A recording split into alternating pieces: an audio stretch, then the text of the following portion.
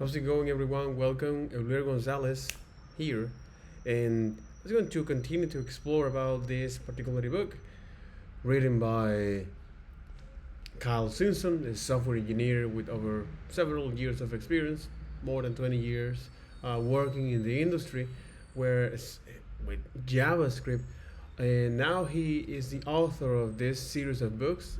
This is the second edition, that you don't know GS yet, where the idea is for I, as a software engineer developing web services, I want to deeply understand how the things works and be able to describe that in an effective way.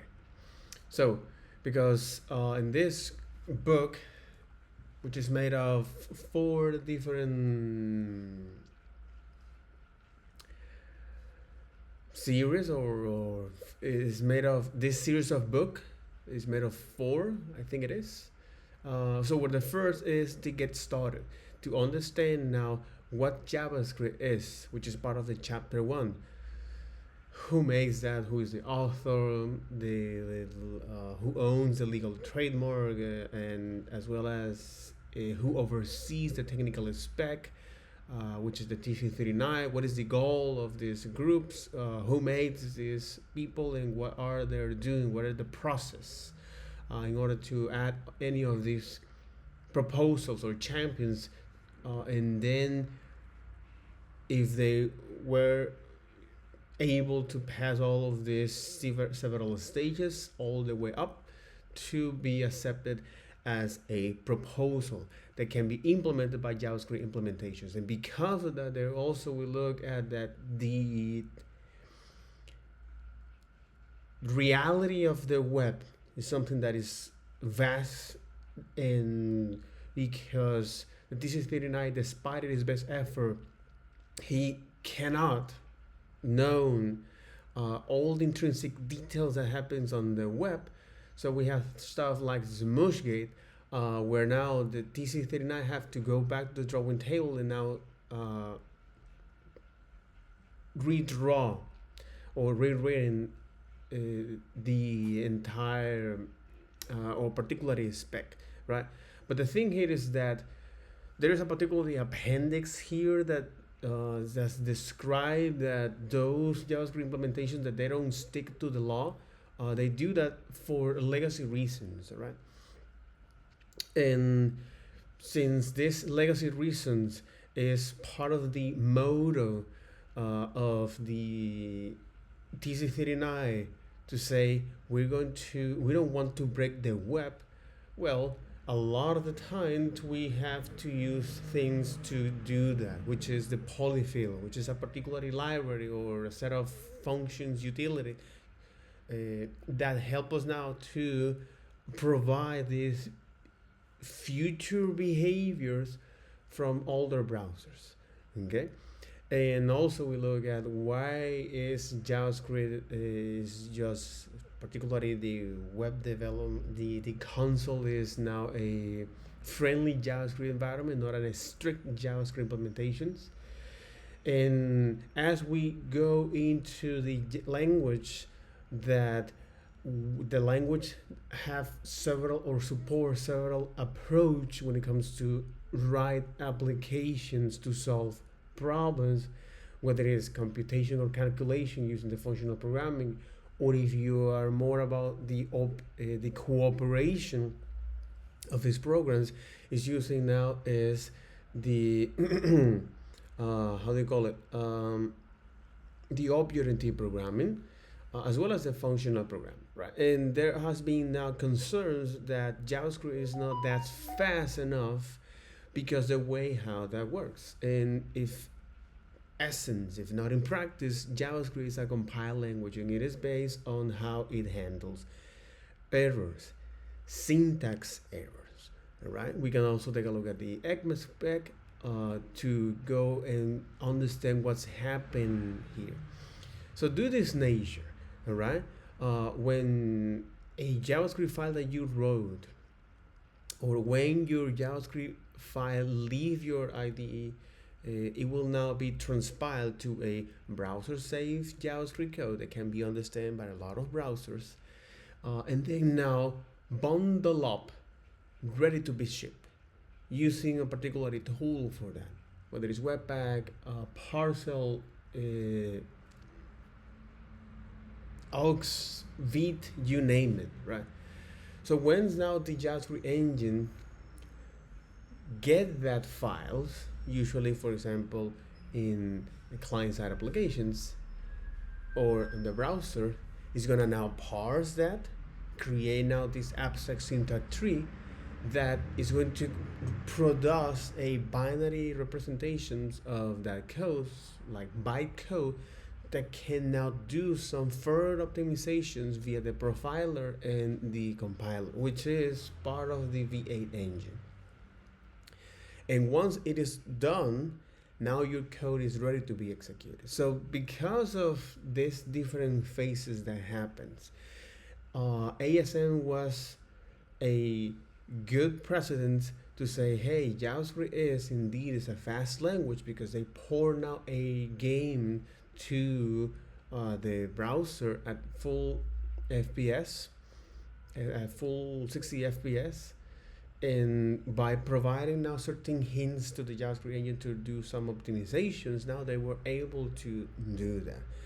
So years by, and then we have now this thing called WebAssembly, which is like the spiritual successor would say, hey, let's going to take things a little bit further here, where instead of now only pour is code from Unreal Engine, okay, wouldn't be nice to now pour code to whatever language it is into this intermediary representation that is ready to be executed in any particular environment, WASP environment.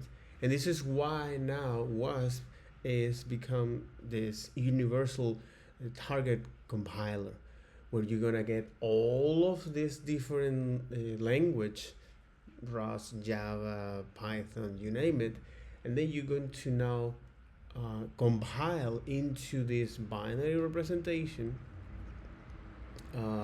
as a file that can be now run in a particular environment.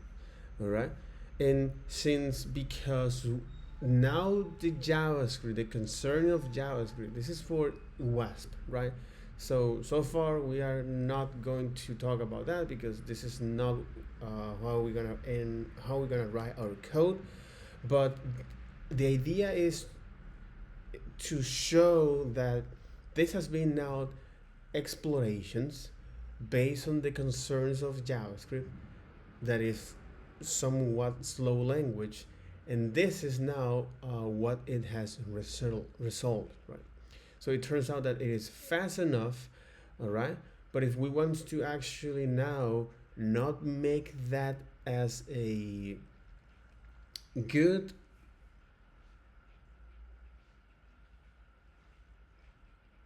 remembering or a good anecdote, we want to actually now see how we can do in our daily life, right? In the life of the JavaScript developers, you're going to build all of this kind of applications. So strict mode now add as a guidelines that from EX6, it now provides some guides to developers to do the right things in order to let the JavaScript engine has a good chance of optimizing and running your code. So I am not going to dive too much into that because that's not the goal of today's video. I find out that there is very quite interesting stuff that we can explore that.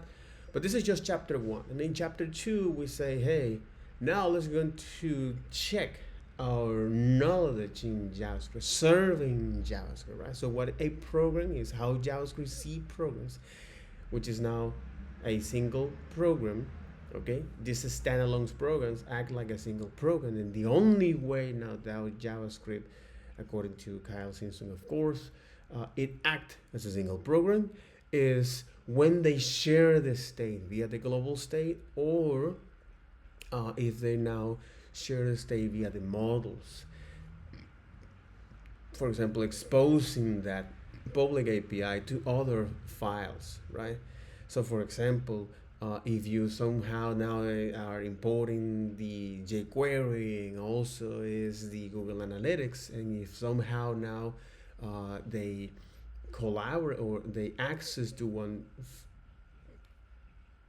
So, for example, let's say you using now jQuery to select a particular element, and then just once a user perform now a click on a button, for example, you want to now is run is a particular event on Google Analytics, right?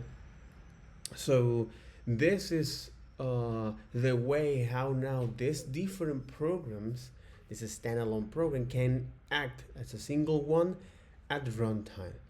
And this is also true for the ES6 models, right? Where now you, in order to load, to describe files that you want to be using these particular files via the linking mechanism, it also make that interoperability at runtime, aka making that particular file act as a single program. But in any case, it's safe for us to think that one program is like a mini program that they can act as a whole programs by via this cooperation that happens at runtime. So because these programs that now is the way how we define this series of steps that we can use to represent values, whether it's primitive or objects. And primitive is like string numbers and booleans and big end and symbols and the kind of emptiness, undefined and null, as well as the objects and how now the object we have is collections of values that can be either any of these primitive or even objects or even functions, and our functions are value in itself. So functions, since this nature of the language that treat function as value, is something that is quite powerful because now it unlocks different patterns from functional programming, when the problem in your program is all about computation, right, or processing data, which is something that happens a lot of the time, and we can make decisions upon that. So based on this functions and how now functions are treated in the language, all right, whether it's by defining as a function definition or as a function expressions. And when we look at how can we now define or declaring values, whether it's by literal or held inside of a container, a lot of the time we have several, or a lot of the time we have several syntax forms that allows to now describe these containers of values, which it has an inherent behaviors. So you have now the var, you have the let, you have the cons, and each one of them now has now a particular set of rules that allow you to now make that variable, that container, available in your program, right?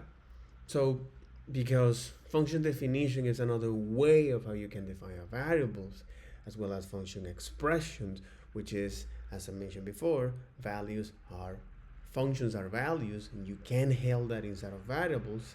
So the thing here is that when we explore about the functions and how functions works, is whether it's a procedure or a mathematical strict definition of a function, right? In these functions that can be used like a token here and there is something that we're going to explore now here in this pillar 1, scope and closures, because I do want to actually get into this, you know. And we're gonna do that in today's video. So the thing here is that um, this is one of the description of serving or JavaScript. We look at what is a program, the values, the primitive and the objects, also the functions, how you can now hold values inside of a variables. What is a variable, which is act as a container, and what are the different syntax form that we can have, and also what a function looks like in JavaScript. What is the role of the function in JavaScript? And another feature of the language is the ability to compare values, to equalize, or to coerce that, to convert that. So I also look at what is the algorithm that rules that comparison, whether it's a double equal or triple equal, okay? And what now the language say, what the language now understand for equality, all right, which is referential identity. A concept that I'm not going to explain that much, but it turns out that 42 is only 42, right?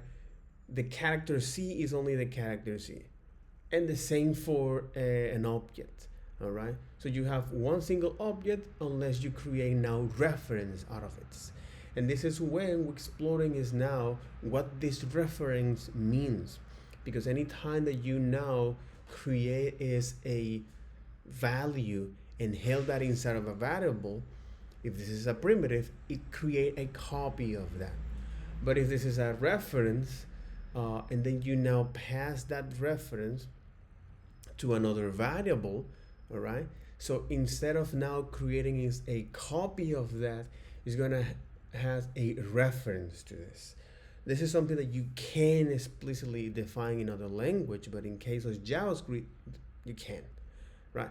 It's only based on the value type. And this is also to mention the fact that when you assign or pass a variable, what's going on behind the scenes, all right? So another feature is these, as I mentioned before, the equalities and the comparison, the coercion. And when it comes to talk to coercion, which is something that happens particularly, for example, in the if and the while, and when you're trying to coerce those values, and also internally JavaScript via this abstract operation, which is operations that happen without your consent. This is part of the nature of the language, okay, that actually do that particular coercion. And why it is important for us to understand what that kind of coercion looks like, right? So whether it's converted from one type to another type, whether it's from Boolean to number, number to string, strings to an object to any of these primitive, so on and so forth. So I do find that this huge overview plus of the way of how can we organize our code, whether it's by class or whether it's by a functions or using the EX6 model, all right, this is just serving the JavaScript, at least in 2025, okay? But if we now take a look at the roots of the language that affect every virtually every line of code that we write, it turns out that we have now other different intrinsic behaviors that are very important, at least to understand as we write the code here, right? One of them is the iterations, because now in software computing we have different problems to deal with, to face, or to is to understand that, because there is no need for facing problems. the best way to solve a problem is to understand them. So in other case, because we have different problems to understand that, so the way to so how now understand those problems is via this particular approach that again might not be the perfect one, but at least works. It works, and because there is no, and this is the perfect stuff. And the perfect stuff is that things that works. So yes, we might want to have and dig further into the problem, but also we have a reality to deal with, and that is the present, the realities. So because of that, and since we have now these particular patterns, that is problems that happens in computing science, all right, especially using now the object-oriented programming, where you say, hey, we need to find a way. So we have a problem with anytime that we create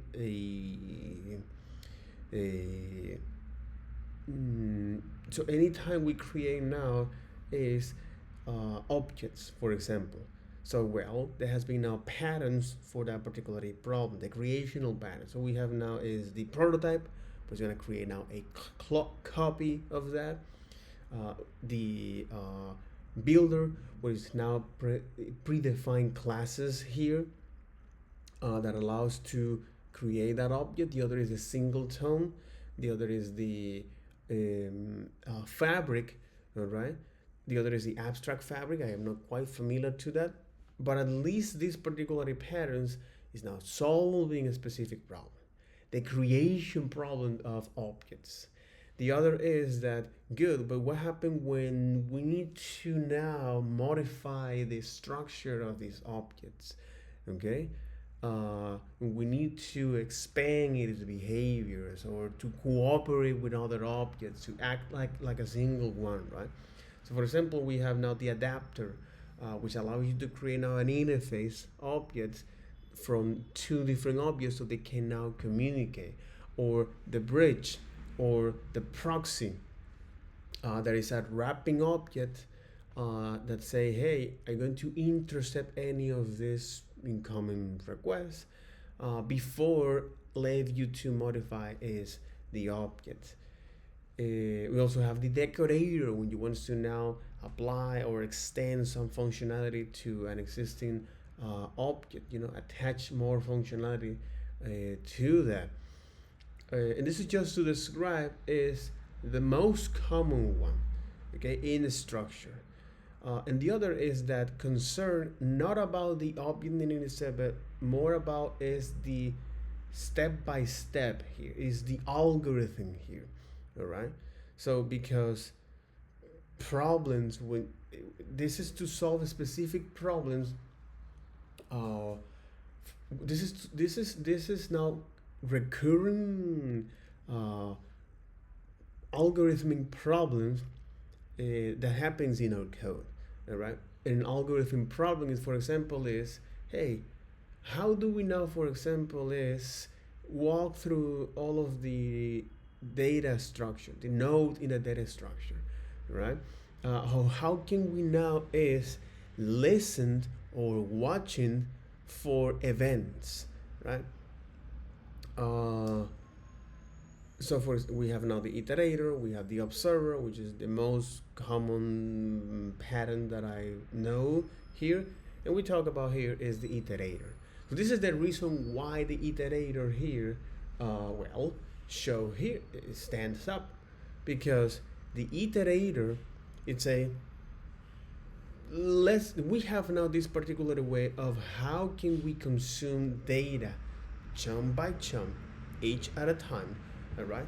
And by defining is this object or that structure that has a point, that has a reference to the underlying data source, and then it's going to expose now like a button, but in this case a method called next that's similar when you press a button and then you get some candy from any of these So for example, a vending machine, I think it is the vending machine. Yeah, vending machine. Okay, vending machine. But unlike the vending machine,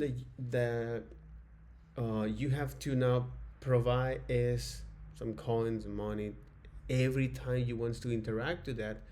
Uh, you just only do once, right? And then you're going to get this candies until it run out of candy, that machine, right? So this is a good analogy here because now this it exposes interface, okay, uh, which is just a fancy way that to say, hey, this expose now a function that you can called next that give you now an object with the value and the boolean, right?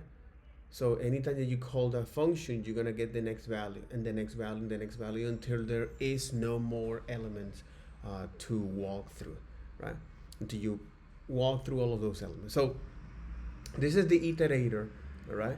And the way how now can consume those iterators is via the spread operator and the for of loop. As long as they now have implementing is the iterator protocol, all right, via the objects in its own property or along the prototype chain, which is something we're going to see that later. This is now indicating that hey, you now is so you have now so you have the batch that say hey yes I can now iterate through that. So you have this well-known symbol, specific technically speaking, this well-known symbol inside of the as a property of this object, whether it's as its own property or along the prototype change, all right, that allow us to or this consumer for or the spread operator to verify if that particular value now can be iterated over. It's an iterable, all right? And I implement is the Iterator protocol. So this Iterator protocol is now this well-known symbol, and those objects or those data structures that can be iterated over are defined as iterables. So whether it's a string, whether it's a map, a set, an array, right? Among other features that implement that are now iterators. You may wonder, how can I know what an iterator is? Well, you can take a look at now at the spec to check that for. But most common iterators that we're going to work are the iterables that we're going to work are the map, strings, sets, arrays, and then another important features in the language is the this. And the this is something that a lot of people say that is whatever is on the left value, and they make all of these wild cases about the this, because this is one of the most pervasive and barely understand concept in the entire JavaScript community, and I was one of them, right? So this value is a property of a functions that allows you to now have access to the execution context, which is just an object that you can have access at runtime. So the way to do that is via the this keyword, and because this is particularly to functions, not to objects, okay? The idea of the this is that we can now is define variables that these functions can have access at runtime, unlike closures, which is the function, which is our variable that you can have access um, which is our variables you can have access is lexicals. In other words, when you write that code. So I think these two distinctions is quite important so we can now have clarity of what in the French those are we going to do, because it turns out that this understanding solve a lot of the mystery and the problems in the language. So these functions definitions and the this closure and the this, okay, which are both of them property of functions. The subtle difference is that the value of the this object can now be modified, update at runtime. By now explicitly pass that via the call or bind or apply, all right, or when you define that inside of an object, and then you now update that object at runtime, so you can now define that thing. So the tricky things here is that, or that not tricky, is that closures and this, both of them are feature from functions. So closure happen is when you define a functions that have access to variables reference outside of the that has variable reference from the outside scope in the inner scope, and then it can now you can call that, and then those functions are remember. Let me put it this straight, right? So closure is a way for the functions to remember a variable and continue to use from the outer scope in the inner scope, even after this function is executed in a different scope.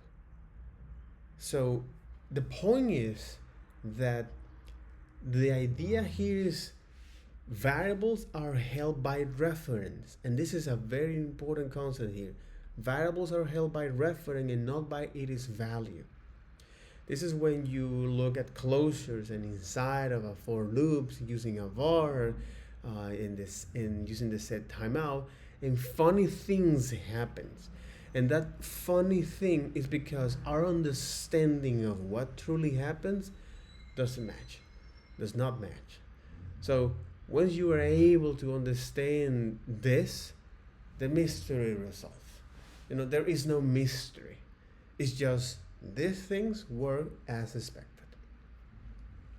So this is what closure is. And we also looked at most commonly the way how we define this. Closure is, well, based on this, when we define the function inside of a function and return that. But also it's true when you define a function and pass that as a parameter or as an argument to that. You're also creating, or you can create now a closure as well. So and the other is with the for of loop. So when we look now at this value and what is the property of this value, all right? What is the function of this value? Then we look at another property of the object, which is the prototype change. So this is a way of a mechanism for an object to resolve its property access.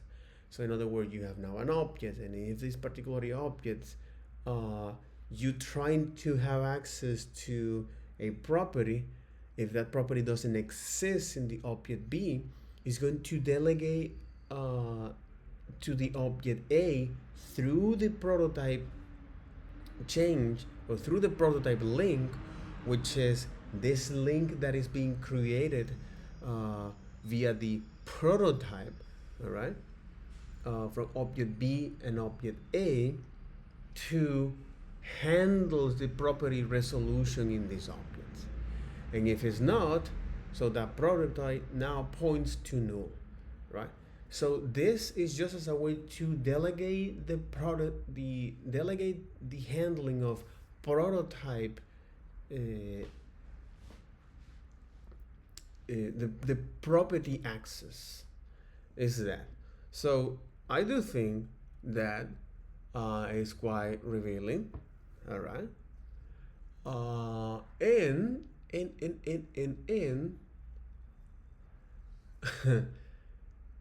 because the multiple links, or the multiple the multiple links that can happen in different objects that can cooperate for the property access resolution is known as the prototype change.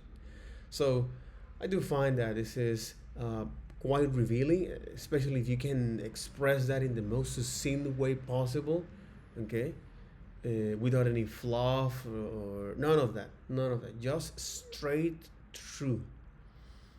And because the object prototype is a feature from the object, okay, when if you want to create this, we use now the object.create, that now we pass the object that we want to create this link. That makes a lot of sense, okay. And therefore now you establish is the relationship between these two objects to resolve the property access. So when you combine this with the this keyword, remember that this is like an object that you define its value at runtime, okay? And if for some reasons you need to extend functionality in your programs in that function, right? You can now define that object, all right, and then extend the functionality or add the functionality at runtimes, so you can now also extend the functionality of your functions. But this is a way of how now they can cooperate between the functions and the object here. And because of that, now in chapter 4, which is the bigger picture, this is what we're going to dive into, right? So let's get into this. It has been 40 minutes to describe that. Holy moly, bro.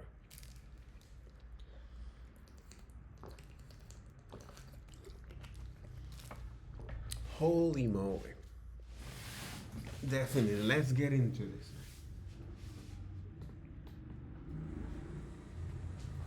Let's get into this.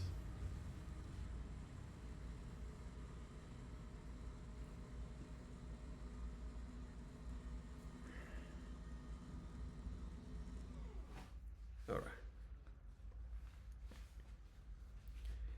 Diggy. There you go. So this book serves what you need to be aware as you get started with JavaScript. The goal is to fill in gaps that readers newer to JavaScript might have tripped over in the early encounters with the language. I also hope that we have hinted at enough deeper detail throughout to pique your curiosity to once dig more into the language. The rest of the book in this series are where we will unpack all of the rest of the language in far greater detail than we could have done in the few brief chapters here. Remember to take your time, though, rather than rushing onto the next book in an attempt to churn through all the books expediently. Spend some time going back over the material in this book. Spend more time looking through the code in your current projects and comparing what you see to what's been discussed so far. When you're ready, these final chapters divide the organization of JavaScript language into three main pillars, then offer a big roadmap of what to expect from the rest of the book series, and how I suggest to proceed. Also, don't skip the appendices, especially the Appendix B. Yeah, I already went through that, and that was quite straightforward. The organization of variety, so pillar one, scope and closure. The organization of variables into unit of a scope, whether it's a function or a block, is one of the most fundamental characteristics of any language. Perhaps no other characteristic has a greater impact on how programs behave. The organization of variables, these containers, okay, into units of a scope, whether it's functions or block scope, is one of the fundamental characteristics of any language, if not the greater. Scopes are like buckets, and variables are like marbles you put into those buckets. The scope model of a language is like the rules that help you determine which color marbles go in which matching color buckets. Okay, the scope model of a language is like the rules that help you determine which color marbles go in which matching color buckets. Scope nests inside of each other and for any given expressions or statements. Only variables at a level of scope nesting or in higher outer scope are accessible. Variables from lower inner scopes are hidden and inaccessible. This is how a scope behaves in most language, which is called lexical scope. So when you define that variable, all right, or this unit of scope, so when you define, in which scope you define the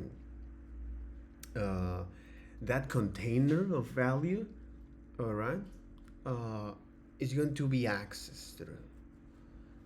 So the scope unit bound, exactly. And most of the time we are quite familiar with this lexical scope, but not with the runtime scope, the dynamic scope with the this, because it's less obvious.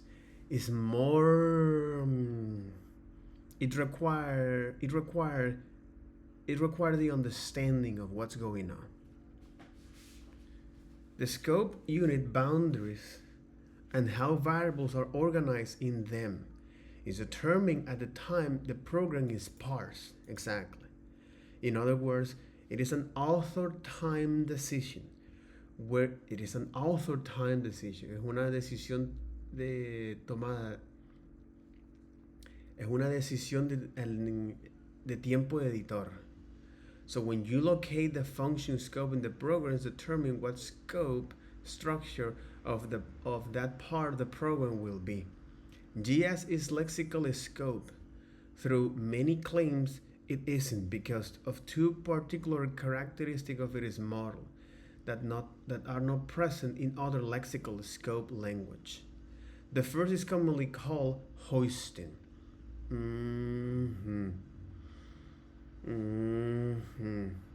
So because now we're talking about scope, and the scope is the organization of variables into unit of this scope, whether it is a function or a block, which is the most important characteristic in any language, Swift, Python, you name it.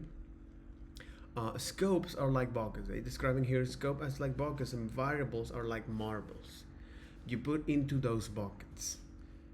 So this is how scope behaves in most language, right? Which is called lexical scope. It's just a way to control. It's just a way to define. It's just a way to define is the visibility of this variable. Okay, so who can have access to this variable? So this is how scope behaves in most language, which is called lexical scope. The scope unit boundaries and how variables are organized in them is determined at the time the program is parsed and compiled. Exactly. In other words, it is author decision. But because JavaScript has a particular behavior, people say that JavaScript is not exactly. JavaScript is a lexical scope. Through many claims say that it isn't, because of two particular characteristics of its model that are not present in other lexical scope language. So for example, the first is commonly called hoisting. When all variables declared anywhere in a scope are treated as if they are declared at the beginning of the scope.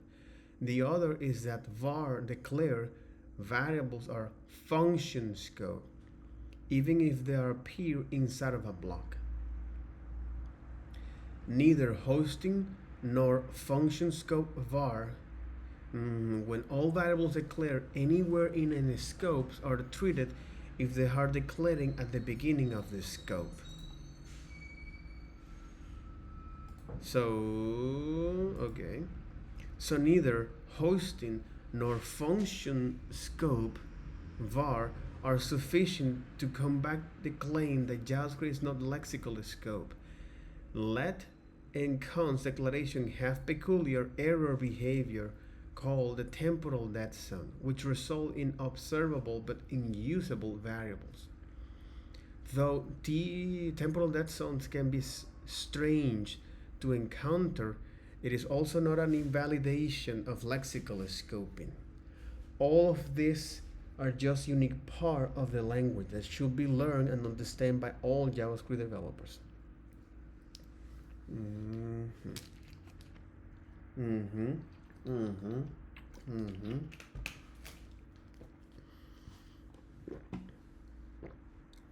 The TDC can be strange to encounter. It is also not an invalidation of lexical scoping. All of these are just unique part of the language that should be learned and understood by all JavaScript developers. Closure is a natural result of a lexical scope. When the language has functions as first-class values, exactly, because they held no reference to that, as JavaScript does. When a function makes reference to variables from the outer scope, and that function is passed around as a value, exactly. So when a function makes reference to a variables from the outer scope, it holds that value, it holds that reference to the value, and those functions is passed around as a value, and you can pass now this value and execute it as a scope, all right?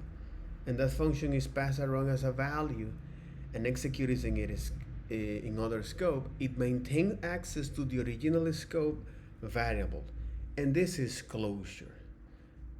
So across all programming, but especially in JavaScript, closures drive many of the most important programming patterns, including models.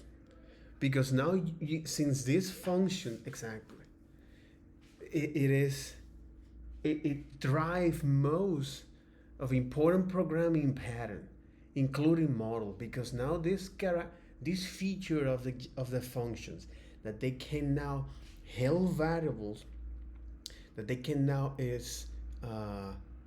remembers, all right, remembers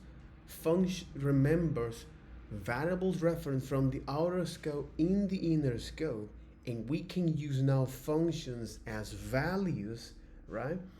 This now drive, of course, one of the most important programming patterns, which is models, right? So you can let this function have several of these reference out of the scope, all right?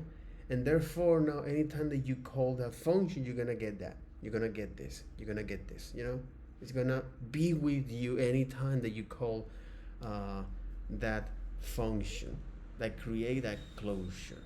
And the other is hosting. Okay. Mm-hmm. Mm-hmm. Across all programming, but especially in JavaScript, closures drive many of the most important programming patterns, including models. As I see it, models are as with the grain as you can get. When it comes to co-organization is JavaScript. To dig further into scope and closures and how model works, read the book to Scope and Closure, which is something that you're gonna do. Pillar 2, prototypes.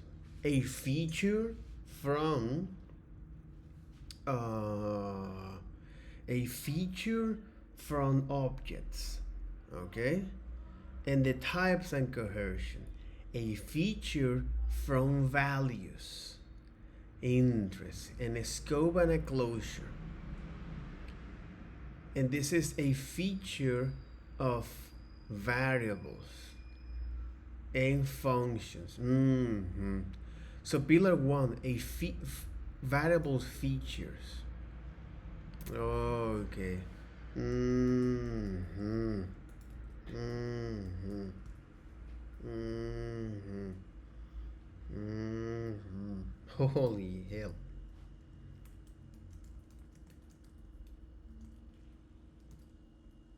It is safe to say exactly. You know what? No.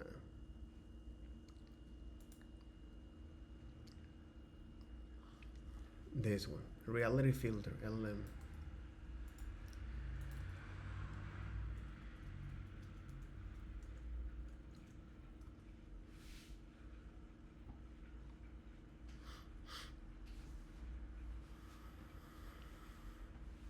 Okay, so it is safe to say that um,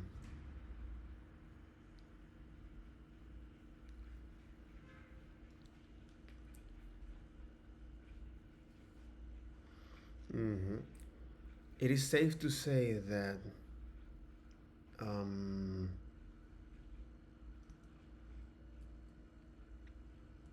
hoisting enclosures.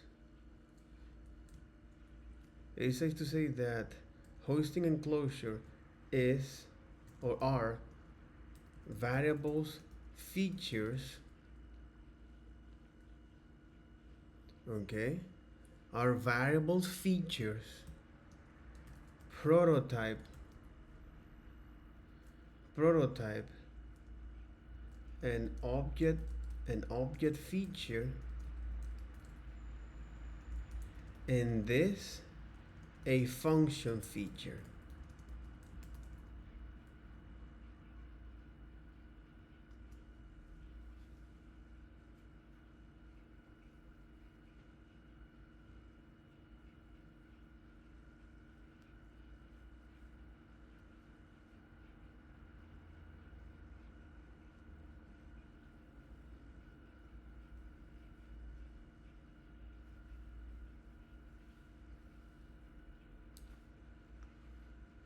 Maybe incomplete and may not capture the full concept.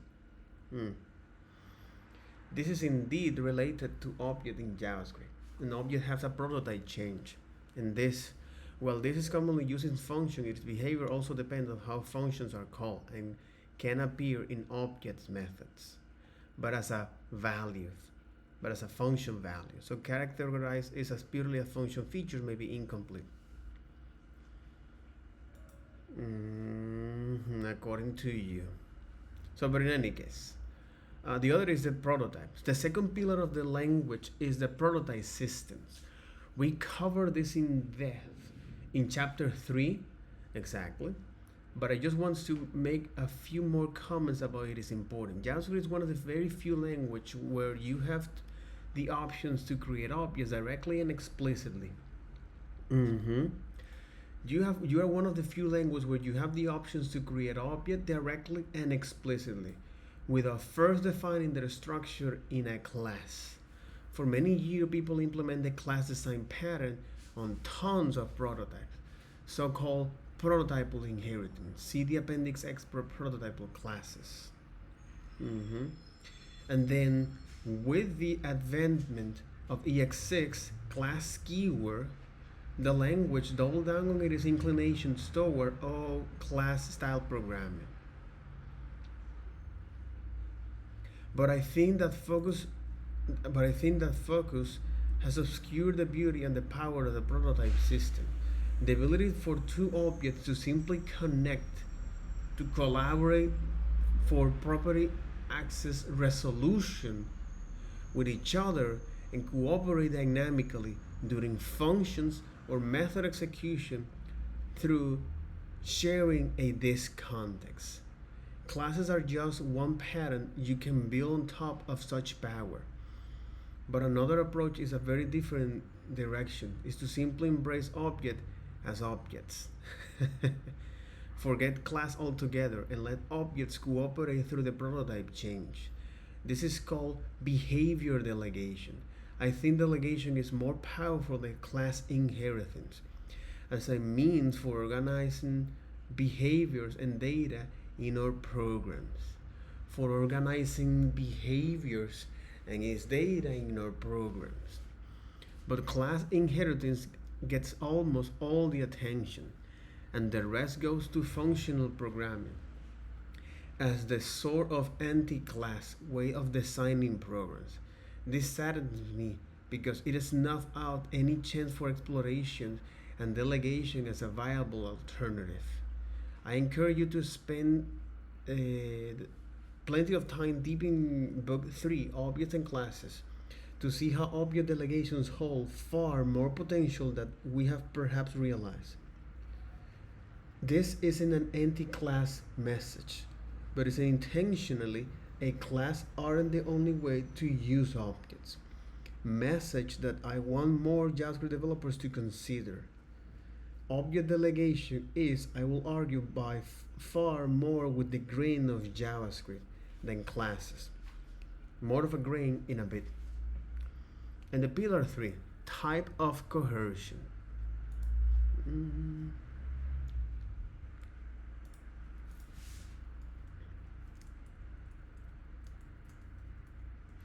Exactly. It's safe to say that hosting enclosures are variables in function feature, prototyping an object feature in conversion and equality a value feature.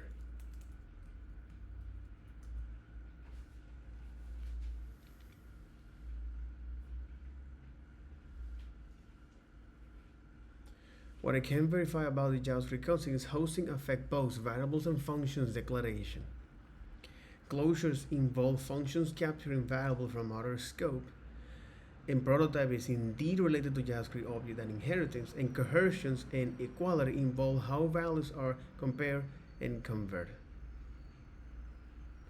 What I cannot verify directly is that this specific organization, characterization, variables, functions, features, and object variables represent a standardized or universal accepted classification. Okay, your grouping appears logical from a conceptual standpoint, but different educational research or documentation might categorize these features differently.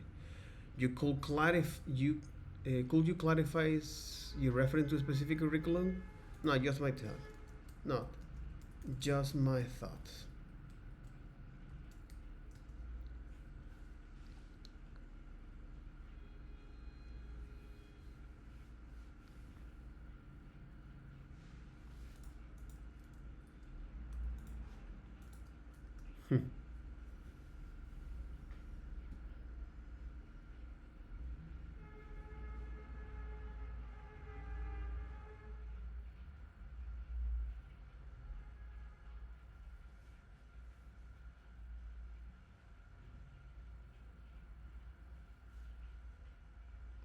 Well, anyway, you're starting to hallucinate more.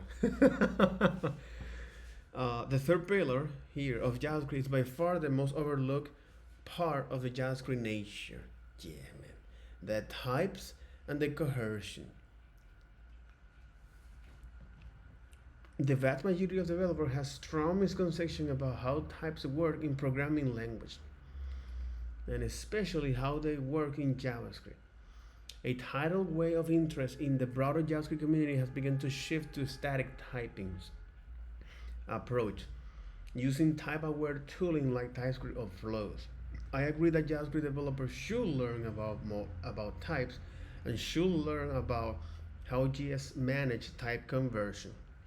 I also agree that type-aware tooling can help developers, assuming they have gained and used this knowledge in the first place. If you have gained that knowledge, those particular tools will help you too. If you're not, but that understanding. But I don't agree that all at all that inevitably conclusion of this is to decide JavaScript type mechanism is bad and that we need to cover up JS type with solutions outside of the language. We don't have to follow the static typing way to be smart and solid with types in our programs. There are other options. Understand that. That's the another option. If you are just willing to go against the grain of the crowd and with the grain of JavaScript, again, more on that to come. Arguably, this pillar is more important than the other two, in the sense that no JavaScript program will do anything useful if doesn't properly leverage JavaScript value types. So if you don't understand what those JavaScript values are, it's very hard for you to do something properly. As well as the convention, as well as the coercion of value between types.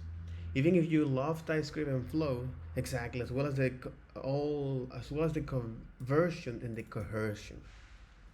Even if you love TypeScript Flow, you're not going to get the most out of those tools or coding approaches if you aren't deeply familiar with how the language itself manages value types. To learn more about JavaScript types and coercion, check out the book 4, Types and Grammar. But please don't skip over this topic just because you have always heard that we should use triple equal and forget about the rest. Without learning this pillar, your foundation in JavaScript is shaky and incomplete as best. And he talked about this with the grain.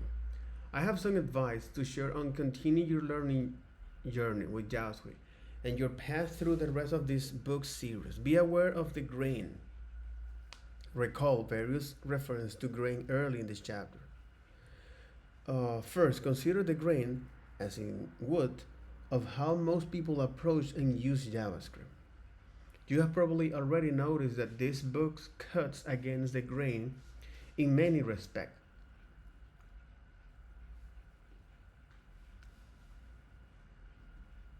In You Don't Know JS Yet, I respect you, the reader, enough to explain all the part on JavaScript, not only some selected popular part. I believe you are both capable of deserving of that knowledge. But if that is not what you'll find from a lot of other material out there, I also mean that the more you follow and adhere to the guidance from this book, that you think carefully and analyze for yourself what's best in your code, the more you will stand out. That can be a good or a bad thing. If you ever want to break out from the crowd, you're going to have to break from how the crowd does it. But I've also had many people tell me that they quote some topic explanation from the books during a job interview, and the interview told the candidate they were wrong. Because that's where you need to go into the source of this, man. People have reportedly lost out of job offers as a result. As much as possible, I endeavor in this book to provide complete, accurate information about JavaScript, informed generally from the specification itself. But I also dose out quite a bit of my opinion on how you can interpret and use JavaScript to the best benefit in your programs. I don't present opinions as fact or vice versa. You will always know which is which in this book. Facts about JavaScript are not really up for debate. Either the specification says something or it doesn't. If you don't like what the specification says or my relying of it, take up the chat. Take that up with TC39. Exactly. If you're an interviewer and they claim they're wrong on the fact, ask them, write them, and if you can look at it on the spec, if the interview were reconsidered, then you shouldn't want to work there anywhere. But if you choose to align with my opinions, you have to be prepared to back up those choices with why you feel that way. Don't just parrot what I say. Own my opinions. Own your opinions. Defend them. And if someone you were hoping to work with disagree, walk away with your head still held high. It is a big JavaScript, and there is a plenty of room of a lot of different ways. In other words, don't be afraid to go against the grain, and I have done with this book all my teachings, so nobody can tell you how you will make best use of JavaScript. That's for you to decide. I'm merely trying to empower you in coming for your own conclusions, no matter what they are. On the other hand, there is a grain you really should pay attention to follow, the grain of how JavaScript works at a language level. And there are things that work well and naturally in JavaScript given the right practice and approach, and there are things you really shouldn't try to do in the language. Can you make your JavaScript program look like Java, C#, or Perl program? What about Python, Ruby, or even PHP? To varying degrees, sure, but sure you can, but you should. But should you? No, I don't think you should. I think you should learn and embrace the JavaScript way and make your JavaScript program as JavaScript-ish as is practical. Some will think that means sloppy and informal programming, but I don't mean at all. I just mean that JavaScript has a lot of patterns and idioms that are recognizable JavaScript, and going with the grain in the general part to the best success. Finally, maybe the most important grain to recognize is how existing programs you're working on and developers you're working with do stuff. Exactly. It's how existing programs you're working and developers you're working with do stuff. Don't read this book and then try to change all the grain in your existing project overnight. That approach will always fail. You will have to shift these things little by little over time. Work on building consensus with your fellow developers on why it is important to revisit and reconsider an approach, but do so with just one small topic at a time, and let before and after code comparison do most of the talking. Bring everyone on the team together to discuss and push for decisions that are based on analysis and evidence from the code rather than the inertia of our senior dev has always done in this way.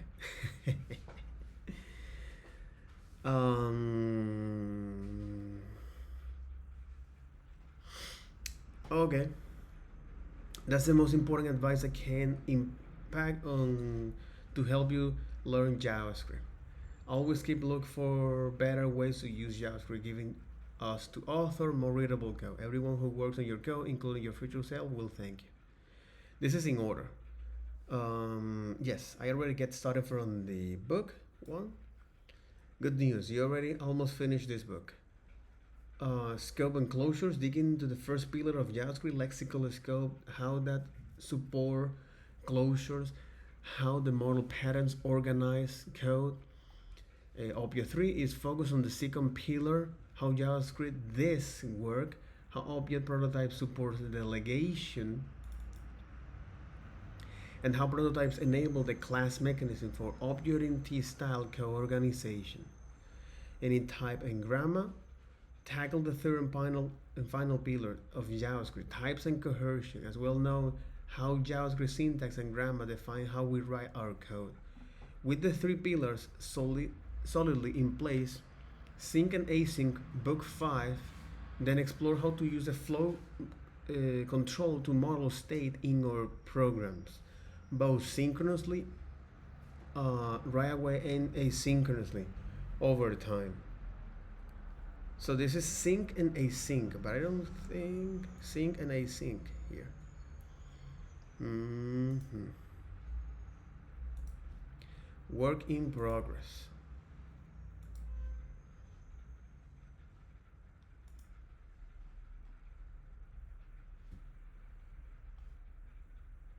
Removing all first edition text. Ah, okay. Holy moly.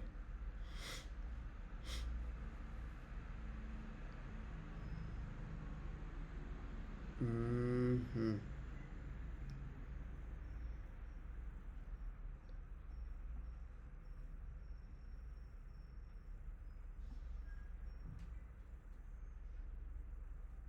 Thongs in generator pre-EX6.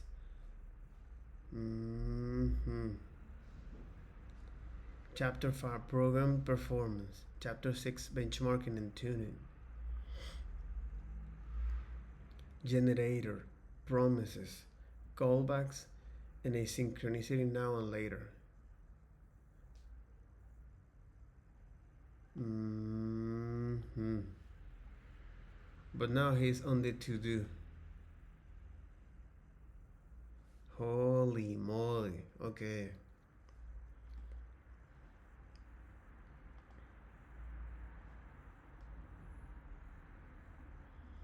Mm-hmm. The series concludes with EX6.next and beyond, a forward look at the near and mid-term future of JavaScript, including a variety of the features likely coming to your JavaScript programs before too long. That is the intent order to read this book series. However, book 2 and 3 can be generally be read in any order, depending of this. It's crucial for deeply understanding JavaScript. But if you have, but if you're starting digging in finding is too intimidating, this book can be deferred until you are more experienced with the language. The more JavaScript you have reading and struggling with, the more you will come to appreciate this book. So don't be afraid for that. But it already removed that. The final book in the series is the X-Text. In some respects, standalone. It can be read at the end, as I suggest, or right after getting started if you're looking for a shortcut to broaden your radar on what JavaScript is all about. But I do find that this is not even mentioned that. It's a work in progress. 5 years ago. Mm-hmm. Table of content.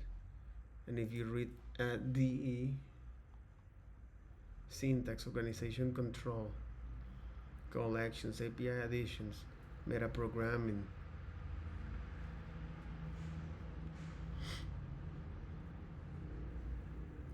Exactly, this is from previous first edition.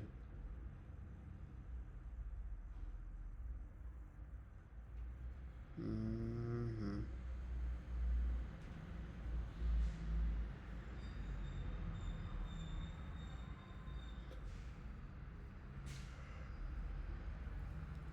Block scope declaration, spread rest. So all of this now has become part of the language. Similar for collections, type arrays and maps, weak maps, sets.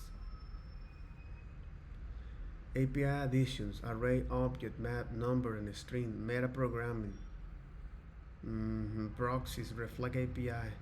But exactly, because all of this is not quite.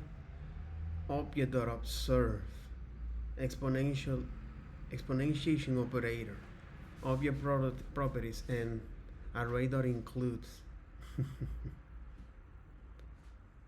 And the seams. Tail call optimization. Okay.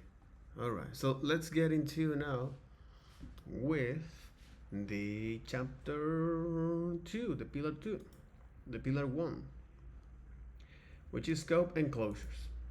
Scope and closures. Here we are. So what's the scope? Illustrating lexical scope, the scope change around the global scope, the not so secret life cycle of variables, limiting a scope exposure, and using closures, and the model pattern. Okay, forward by Sarah Drasner. I make things. I, I make things, I break things.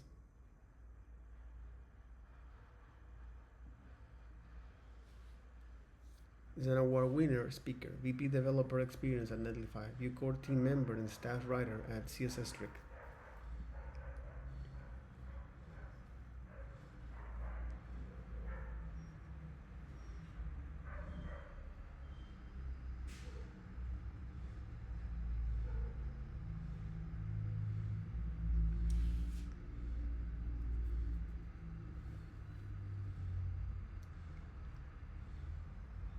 Mm-hmm.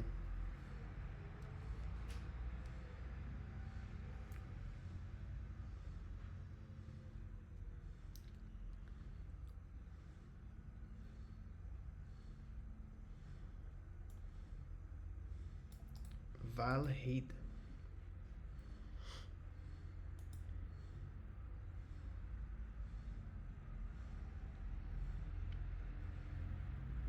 Mm-hmm.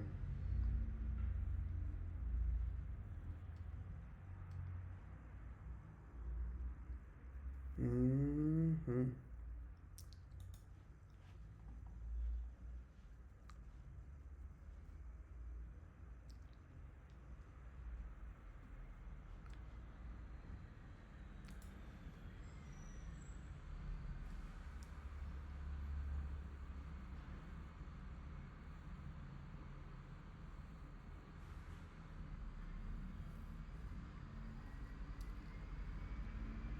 Mm-hmm.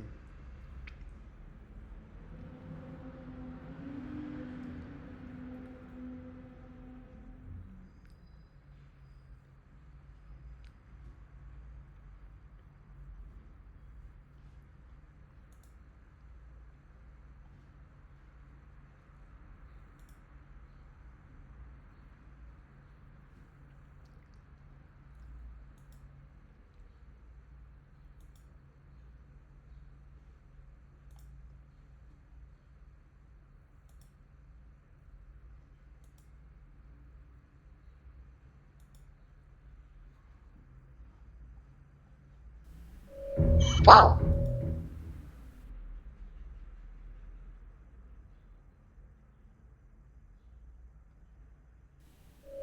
Wow. Wow.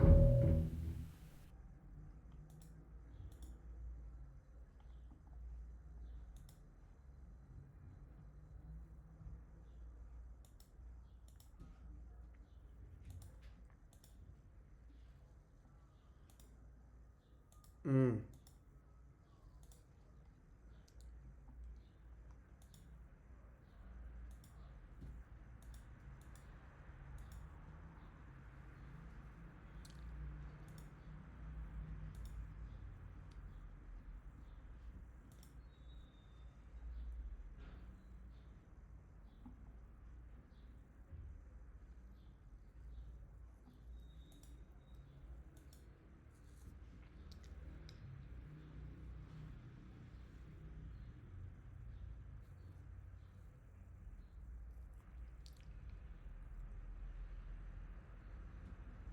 Mm-hmm.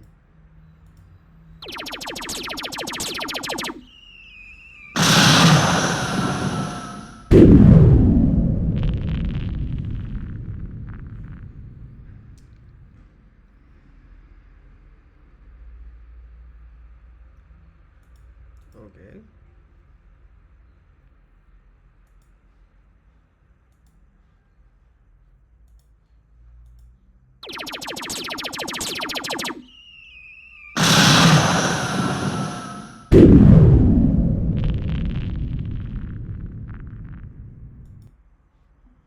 That's interesting. Absolutely. Mm-hmm.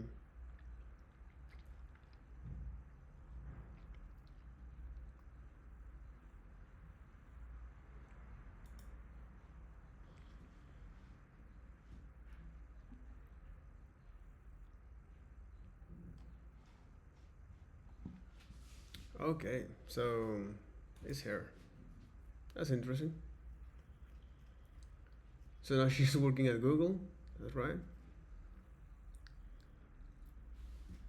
My organization is web, Android, iOS, and multi-platform development at Google. Mm-hmm.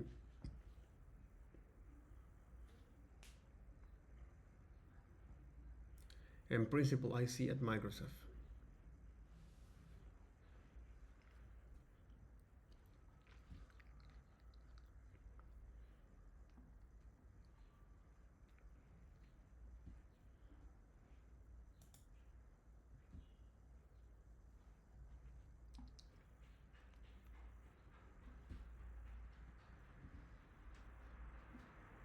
Awesome actions.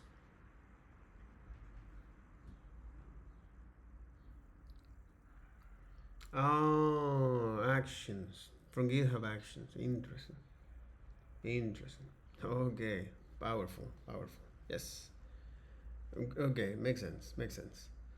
So yeah. Okay. So forward. If I look over the books on my bookshelf, I can clearly see which of these titles are well loved. Well loved in the sense meaning they are little worn. Their binding is broken. Their pages are tattered, and there might even be a spilled drink smear or two. What's ironic to me is that the most loved of my books often looks the least cared for. Though honestly, the opposite is true. Scope and Closures, first edition, is one of my most loved books. It is small, but the bindings in is coming on down. The pages are worn and dog-eared, and it is a bit rumbling. It is not a book I have read once. I have picked it up again and again in many years since it was originally published. For me, it is also been a benchmark for my own personal progression through JavaScript. When I first read in 2014, holy moly, a decade ago, I was familiar with the concept, but the depth of my understanding was admittedly not as deep as the thin volume. Over the years, even though I wasn't necessarily feeling my own improvement on a day to day basis, each one of those concepts becomes more approachable, and I smile myself, realize how far I can come with the help of these guys. It becomes it became apparent that there was an inverse correlation between how well I treat the boat and how much I love it. When Kyle asked me to write the fourth word for the second edition, I was floored. It is not often you asked to write about a book that has been so formative for your own understanding and career, scope and closures in particular. I remember the day I first understood closures. The first time I used one well, the satisfaction was great, in part because the symmetry of the idea was compelling to me. Before I even picked this book up, I was already enamored with closures. And yet there's a difference between being able to execute code successfully and fully explore the code exactly. There is a difference between being able to execute code successfully and fully explore and understand the concept in depth. This book took me my base of understanding and drew it out, helped me master it. This book is deceptively short. It is helpful that it is small because it is dense with useful knowledge. Since it is compact, I suggest you to give yourself time to absorb each page. Take your time with it, read the book with care, and by that I mean wear it down. Sarah Dresner, head of developer experience at Netflix. Back then, 5 years ago. Holy fuck. Holy fuck.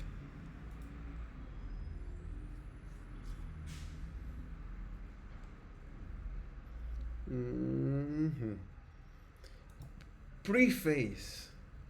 Welcome to the second edition of the widely acclaimed You Don't Know JS a book series you don't know just yet. If you have read any of the first edition book, you can expect a refreshed approach in this new one, with plenty of updated coverage of what's changed in JavaScript over the last 5 years. But what I hope and believe you still getting the same commitment to respect JavaScript and digging into what really makes it thick. If this is your first time reading this book, I'm glad you're here. Prepare for a deep and extensive journey into all the corners of JavaScript. If you are new to programming or JavaScript, be aware that these books are not intended as a gentle intro to JavaScript, which is why I'm here. This material is, at times, complex and challenging, as go much deeper than is typical for the first-time learner.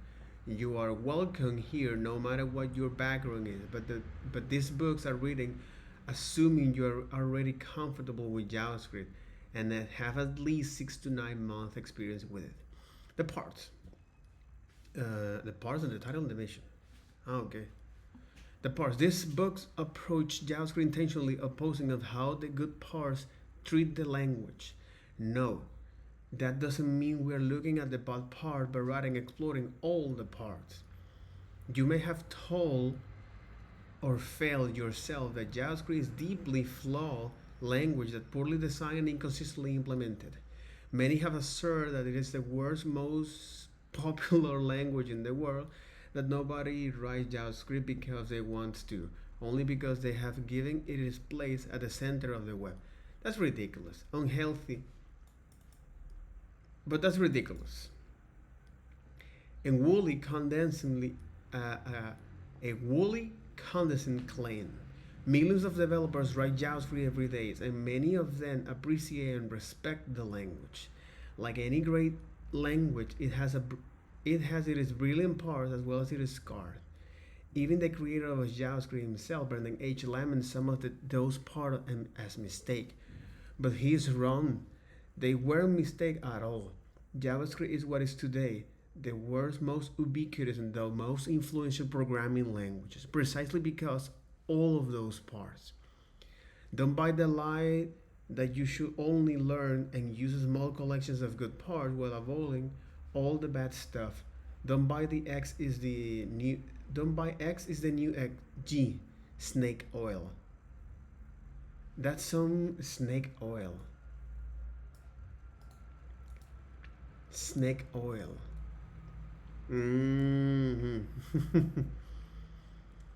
Okay, snake oil. Any worthless or fraudulent remedy, product, or idea that is falsely promoted as having significant benefits, often through deceiving marketing. Snake oil, man. Snake oil. That's some new features of the language instantly relegate all uses of the previous features and obsolete and ignorant.